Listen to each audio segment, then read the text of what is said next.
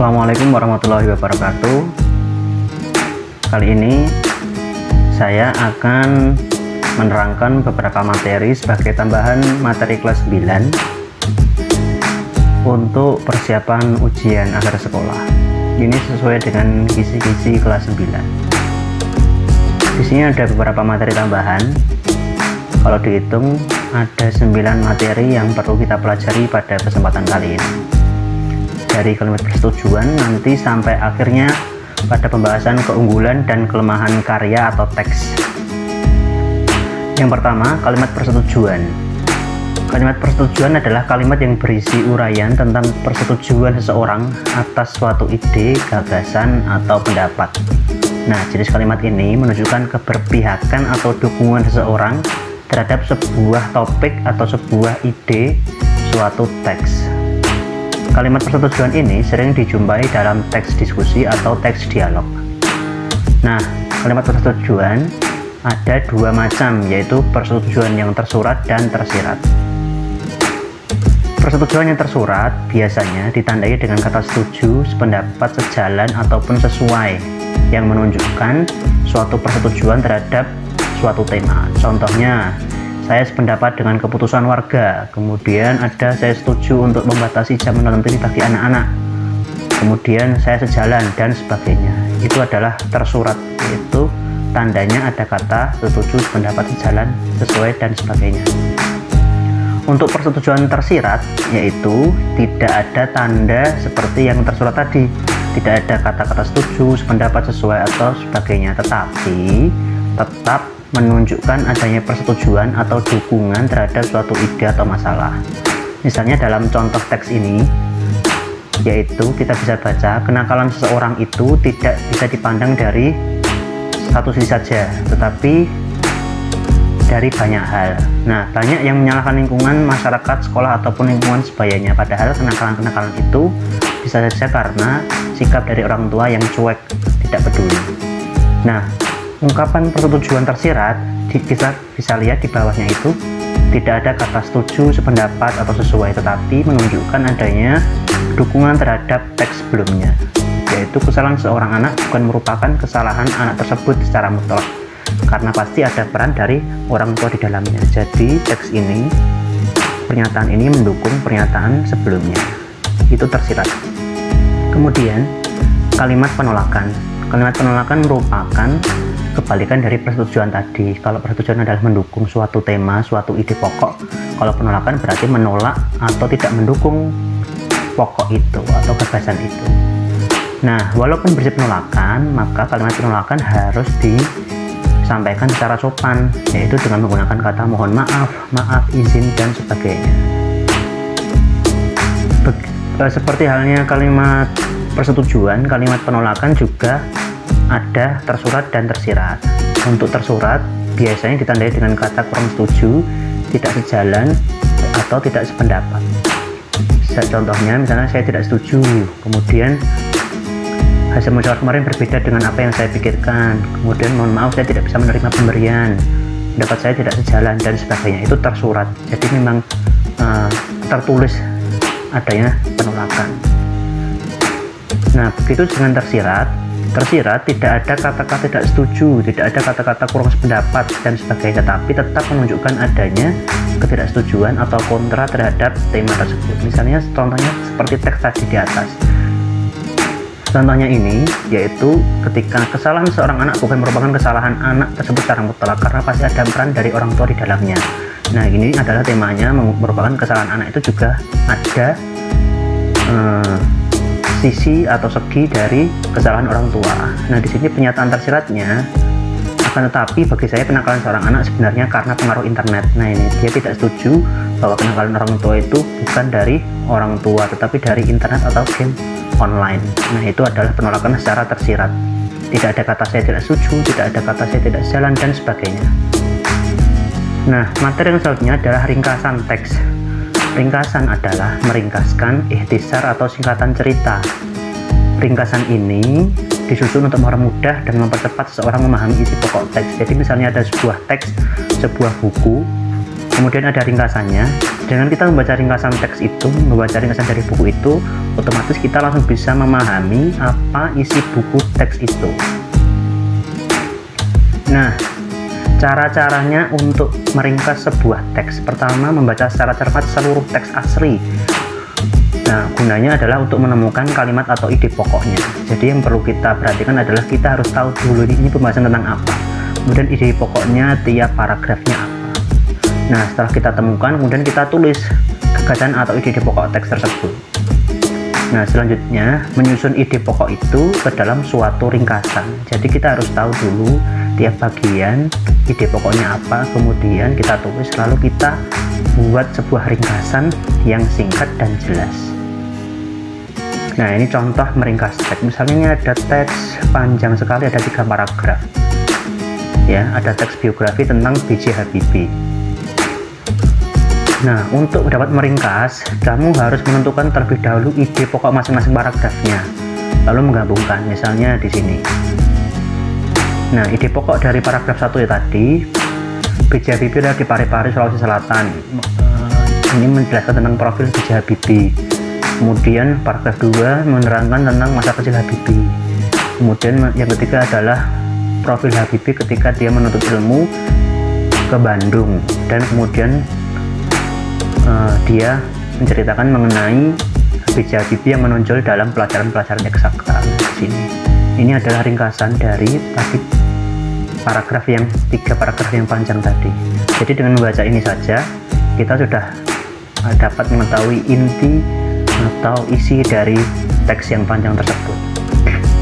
Selanjutnya kita akan membahas mengenai makna kata.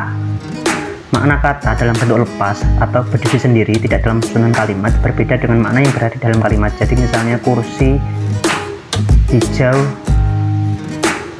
di dalam kelas, itu kursi hijau jika berdiri sendiri dengan di dalam kalimat itu berbeda-beda maknanya. Jadi maksudnya itu bentuk lepas, itu maksudnya berdiri sendiri tidak di dalam kalimat. Nah, untuk makna sendiri dibedakan menjadi satu makna leksikal atau makna denotasi, kemudian makna konotasi, kemudian sinonim, keempat antonim, yang kelima ada homonim, homofon, dan homograf. Mari kita bahas bersama-sama. Pertama, makna leksikal atau denotatif. Makna leksikal adalah makna yang dimiliki satu kata dalam bentuk lepas atau bukan dalam kalimat. Makna leksikal juga disebut makna lugas atau makna denotatif, yaitu makna asli, makna asal, ataupun makna sebenarnya yang dimiliki sebuah kata. Jadi itu memang benar-benar makna yang berasal dari kamus, tidak ada embel-embel lain. Jadi memang makna-makna aslinya, makna sebenarnya. Misalnya kursi adalah tempat duduk yang berkaki 4, kemudian ada benang, tali halus yang dipintal, dan sebagainya. Biasanya makna leksikal ini atau denotatif ini dia berada dalam kamus. Kalau bahasa Indonesia berarti dalam kamus besar bahasa Indonesia. Selanjutnya ada makna konotatif. Nah, makna konotatif ini adalah kebalikan dari makna denotatif. Makna konotatif merupakan makna yang tidak sebenarnya, tergantung pada kata itu diletakkan dalam sebuah kalimat atau sebuah konteks kalimat. Jadi makna konotatif tergantung kata-kata lain yang tersusun dalam sebuah kalimat tersebut. Misalnya di sini ada tangan kanan, dia merupakan tangan kanan. Nah, di sini bukan berarti tangan sebenarnya, bukan tangan yang memiliki jari-jari, tetapi apa? Karena dia mendapatkan konteks kalimat ini, artinya dia merupakan tangan kanan itu diartikan sebagai orang kepercayaan. Kemudian ada lagi menyapu bersih, bukan menyapu lantai dengan bersih, tetapi sesuai dengan konteks ini SMA 3 Jayakarsa memenangkan semua medali emas. Menyapu bersih itu semuanya diambil. Berkeringat dingin juga bukan berkeringat terus rasanya dingin, tidak, tetapi apa, gugup atau deg-degan. Nah, kemudian ada tertangkap tangan dan sebagainya. Itu adalah contoh makna konotatif, jadi bukan makna dari kamus, bukan makna aslinya. Selanjutnya ada makna sinonim. Pasti semua pernah dengar ya, makna sinonim adalah kata-kata yang berbeda tetapi memiliki makna yang sama atau hampir sama. Misalnya sedih, sinonimnya adalah pilu. Kemudian lembut, sinonimnya adalah lunak. Bahagia, sinonimnya adalah dengan tenang atau gembira. Nah, lawan dari sinonim adalah makna antonim, yaitu kata-kata yang memiliki makna yang saling bertentangan satu dengan lainnya. Contohnya kata susah bertentangan maknanya dengan kata senang atau gembira. Puji bertentangan maknanya dengan kata memaki. Bahagia bertentangan kata sedih. Nah, selanjutnya ada makna homonim, homofon, homograf. Ya, ini sama-sama homo semua. Homo itu maksudnya adalah sama. Nim, fon, graf. Nah, tinggal dihafalkan nim, fon, dan graf. Homonim adalah kata-kata yang bentuknya sama tetapi memiliki makna yang berbeda. Kata homo secara etimologi dapat berarti sama, ya tadi homo tadi sama ya. Berarti homonim itu yang sama nimnya. Nim itu apa berarti? Kesamaan dalam penulisan dan pelafalan. Jadi tulisannya sama, lafalnya juga sama. Misalnya daki. Daki itu bisa arti kotoran yang melekat pada tubuh, atau juga bisa daki itu memanjat atau menanjak. Nah, itu namanya homonim karena dia memiliki dua arti kata. Misalnya lagi ada kata bisa. Bisa itu artinya bisa mampu, atau ada lagi yang artinya adalah racun dari ular. Nah, itu sama-sama tulisannya juga sama, cara bacanya juga sama, namanya homonim. Dia memiliki dua arti. Selanjutnya, nah, homograf itu karena graf dia adalah tulisan, maka yang sama adalah tulisannya. Jadi ucapan dan maknanya berbeda. Misalnya ada kata-kata sama-sama TAHU, TAHU. Yang satu tahu itu mengerti, saya tidak tahu. Nah, tahu, kemudian saya makan tahu. Nah, itu cara pelafalannya beda, tulisannya sama, dan artinya berbeda. Namanya adalah homograf. Graf itu tulisan, homo itu sama, berarti tulisannya sama, artinya beda, cara bacanya juga beda. Itu namanya homograf. Selanjutnya ada homofon. Nah, fon di sini ada fonnya yang sama. Fon itu adalah suaranya, ya. Berarti tulisannya beda, pelafalannya sama, maknanya juga berbeda. Misalnya ada kata sanksi pakai K. Di sini ada sanksi juga pakai NG. Nah, sanksi ini adalah artinya suatu tindakan. Yaitu kalau kamu nakal akan disanksi. Kemudian yang nomor 2 ini sanksi pakai NG berarti ragu-ragu. Saya sanksi atas ucapannya, berarti ragu-ragu. Ini ucapannya sama tapi tulisannya beda dan artinya juga beda. Jadi tahu ya artinya homonim, homofon, dan homograf perbedaannya. Selanjutnya kita akan membahas tentang maksud kalimat. Maksud kalimat berarti maksud yang dikandung oleh suatu kalimat. Setiap kalimat memiliki maksud tertentu yang dibentuk oleh hubungan antar kata di dalam kalimat itu. Maksud setiap kalimat dalam teks mempengaruhi keberadaan kalimat lainnya, terutama yang sebelum dan yang sesudahnya. Misalnya maksud kalimat dalam paragraf. Nah, ini hidup bermasyarakat perlu saling menghargai. Salah satu bentuk penghargaan adalah ada pemberian pujian. Nah, di sini maksud kalimat kedua di sini. Salah satu bentuk penghargaan adalah pemberian pujian. Misalnya ini yang dibahas adalah kalimat kedua nih. Maksud kalimat kedua dalam paragraf itu adalah pentingnya pujian sebagai bentuk penghargaan dalam hidup bermasyarakat. Penjelasannya kenapa? Kalimat kedua menjelaskan tentang pujian sebagai salah satu bentuk penghargaan, terutama dengan memperhatikan kalimat 1. Hidup bermasyarakat perlu saling menghargai. Penghargaan dimaksud di dalam kehidupan bermasyarakat. Jadi untuk mengetahui makna atau maksud kalimat kedua, kita harus baca kalimat sebelumnya dan kalimat sesudahnya. Selanjutnya, kita akan membahas mengenai informasi tersurat. Nah, tadi seperti sudah dibahas tersurat dan tersirat tadi di awal mengenai persetujuan dan penolakan. Sekarang informasi tersurat. Tersurat itu apa toh? Poinnya, informasi tersurat adalah informasi yang diperoleh dari bacaan secara langsung. Nah, kalimat tersurat itu jenis kalimat yang maknanya lugas atau jelas, tidak ada makna lain. Informasi yang diberikan secara tersurat diberikan sesuai dengan apa yang tertulis. Memahami informasi tersurat pada teks dapat berupa mengungkap isi teks. Pengungkapan tersebut melalui pemahaman terhadap maksud kalimat yang tertulis pada teks. Jadi untuk memahami informasi tersurat, kita misalnya disuruh mencari informasi tersurat, kita harus tahu maksud teks itu tersebut. Nah, ini tadi ya, ini informasi tersurat itu yang dalam bacaan, kemudian ada yang tersirat, itu lawannya. Nah, ini cara menjawab soal mencari informasi tersurat. Pertama, baca terlebih dahulu pertanyaannya. Jadi kita baca dulu pertanyaannya, kemudian menentukan gagasan utama topiknya yang dibahas itu di teks itu apa sebenarnya. Kemudian jawab soal dari teks bacaan. Jadi jawaban dari informasi tersurat itu otomatis ada di bacaan, bukan analisis, bukan logika, tapi ada di bacaan. Otomatis itu mudah sekali asal kita cermat. Misalnya, ini ada bacaan. Nah, pertama apa, kita cari dulu pertanyaannya, apakah makna tersurat dari penggalan teks tersebut. Nah, di sini otomatis jawaban ini harus sesuai dengan di sini. Nasihat kerajaan ternyata tidak sepandai. Tidak, ini adalah menjelaskan baginda Raja Harun al-Rasyid kelihatan murung karena apa? Karena dia memiliki pertanyaan yang tidak bisa dijawab oleh menterinya. Bahkan penasihat kerajaan pun tidak mampu. Padahal baginda sendiri ingin mengetahui jawabannya. Berarti yang mana? Penasihat kerajaan ternyata tidak sepandai, tidak ada dalam teks. Baginda ternyata orang yang sangat ingin tahu, tidak ada dalam teks. Baginda terlihat murung karena bingung. Bisa jadi tidak mudah menjadi seorang raja, tidak ada. Berarti jawaban yang memungkinkan adalah yang C, karena dia ada di dalam teks ini.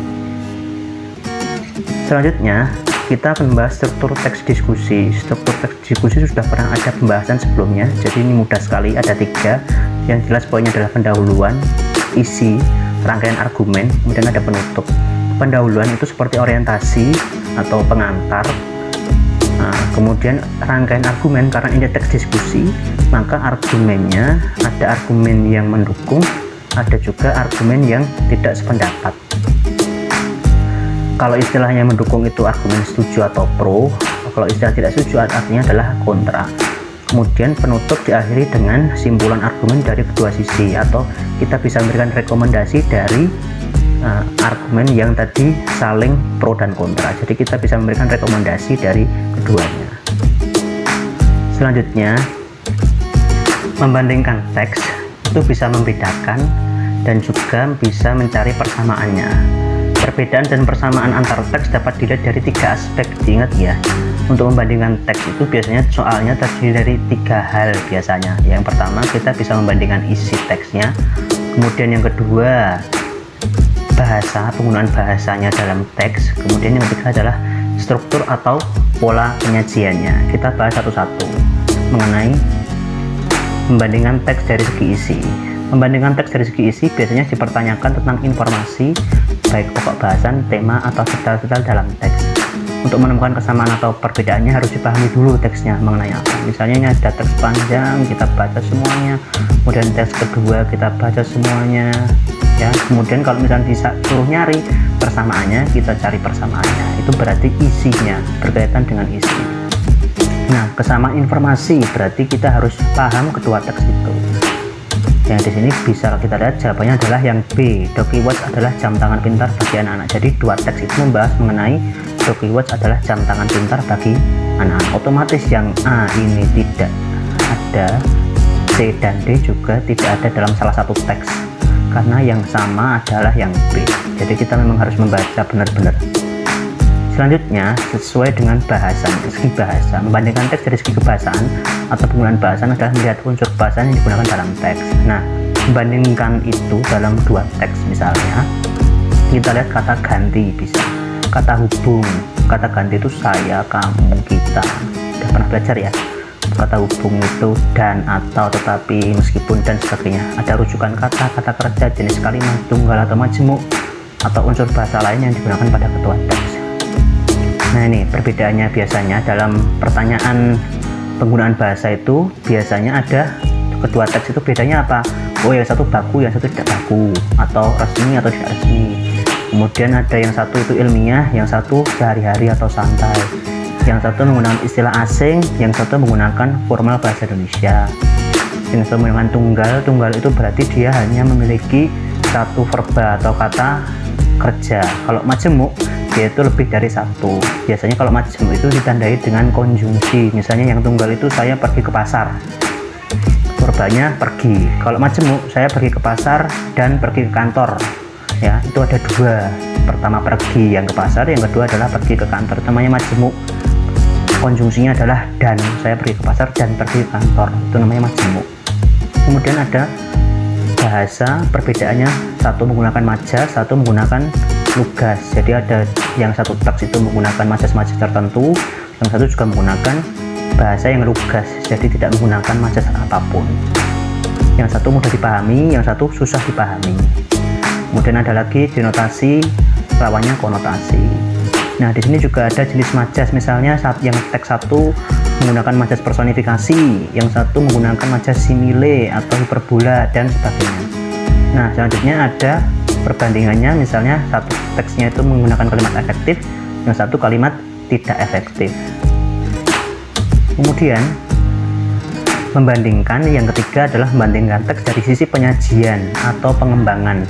Berarti melihat perbedaan atau persamaan teks dari segi pembangun atau penyusunnya. Bisa memperlihatkan struktur masing-masing teks, bisa juga melihat unsur adik simba. Adik simba itu apa? Apa, di, gimana, kapan, si, siapa, mengapa, bagaimana. Contoh soalnya. Nah, ini. Misalnya di sini ada teks 1 dan 2. Perbedaan pola penyajian kedua teks tersebut adalah ada yang pertanyaan seperti ini. Jadi teks itu tadi disusun dengan apa, bagaimana, siapa, di mana, kapan. Yang kedua siapa, apa, bagaimana, kapan, di mana. Jadi kita harus tahu dulu teksnya. Ya, kita baca dulu teksnya. Kemudian ada juga yang perbedaan pola penyajian itu seperti strukturnya. Nah, struktur teks. Ada yang tujuan, langkah-langkah, pendapat, atau yang kedua pendapat argumentasi. Kemudian teks yang pertama pengantar, langkah-langkah, pendapat. Jadi modal soalnya seperti itu. Ada yang menggunakan informasi apa, di mana, siapa, dan sebagainya. Ada yang juga penyajian teks itu menggunakan strukturnya, struktur teks tersebut. Selanjutnya, yang terakhir, kita membahas mengenai kelemahan dan keunggulan. Ini adalah dalam teks ulasan kelas 8 sudah pernah, atau bisa juga sering disebut resensi. Untuk menilai keunggulan berarti menentukan kekuatan, kebaikan, kecakapan, atau keadaan yang lebih unggul teks tersebut dibanding teks lain. Kemudian kelemahannya berarti sebaliknya, yaitu menentukan kekurangan yang dimiliki teks tersebut. Misalnya ini adalah keunggulan. Menurut saya, buku Bertanam Jagung Unggul ini memiliki kelebihan. Nah, di sini jelas ada kata kelebihan, berarti ini adalah keunggulan karya. Jadi sangat mudah untuk menentukan ini keunggulan atau kelemahan. Kemudian ada kata kunci lainnya, bahasa sederhana dan ringkas. Kemudian memudahkan. Nah, ini berarti otomatis adalah keunggulan karya. Nah, ini adalah contoh yang kelemahan karya. Di sini ada beberapa kata kunci. Buku ini justru menjadi kekurangan. Nah, kemudian terdapat banyak istilah asing yang umumnya sukar, berarti otomatis itu adalah melemahkan suatu karya. Nah, ini terakhir, hal-hal yang biasanya dinilai yang akhirnya menjadi kelemahan atau keunggulan itu apa? Pertama, isi buku, kemudian kelengkapannya, buku itu lengkap tidak, biasanya kalau lengkap itu bagus, kalau tidak lengkap berarti menjadi kelemahan. Kejelasan penyampaian, penggunaan bahasanya, apakah bahasa dalam buku mudah dipahami atau dimengerti atau tidak. Kemudian kejelasan mengenai keunikan atau kekhasan suatu karya. Kalau bahasanya bukunya itu unik, karyanya itu unik, maka dia otomatis menjadi suatu kelebihan. Baik, terima kasih telah mendengarkan penjelasan dari saya. Semoga bisa dimanfaatkan. Assalamualaikum warahmatullahi wabarakatuh.